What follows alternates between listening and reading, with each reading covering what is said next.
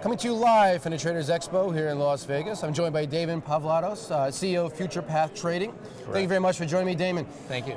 So we all want to know, a guy who's been around on the floor, now on the other side behind the computers, you've obviously been successful if you're still in this business. Tell me a little bit about how you analyze the market on a daily basis, what you're looking at. Sure. Well, originally when I first started in this business, 1977, I started to go with the thought, like, the more I learn, the more I know, and the more I use, the harder I work, the better I am. It's not true. When I got around 1987, I started to realize, after executing for major firms and some huge successful traders, that these guys didn't overanalyze the market. And I went back to the original concept from Peter Stottlemyre. Was one that looked at the market as more of an auction. And that's really what it is. Today, even as we speak, it's an auction, right? The market is trying to search for a price that everybody agrees on, right?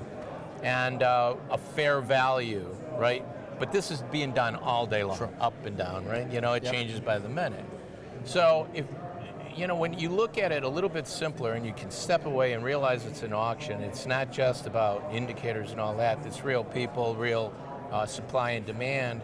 And if you step back and kind of, look at patterns from way back, they still work. If you're looking at patterns, if you're looking at the basics of sizing up the market and trying to decide, well, if the market's trading sideways, everybody, buyers and sellers, are feeling there's value there.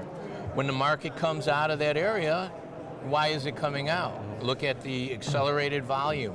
There could be big institutional buying. They could be searching for a better level, a fairer level. They feel there's more value on the upside, and then you don't fight the market that way. Before you go into the market, my biggest tip is first decide, is the market going to be a trend day? Does it look like it's going to be extremely bullish? If it is, and if you're one of those that looks to sell rallies and buy dips all day long, stay away, because those kind of markets will run you over. If it's the kind of day where it's low volume, typically the hedge funds aren't in there, the big institutions, when the market runs out of steam, it's going to reverse.